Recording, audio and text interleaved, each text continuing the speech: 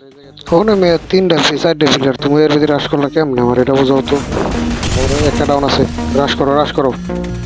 দুইটাই মিলে চারটে প্লেয়ার রাশ করে কিলো চুরি করলো।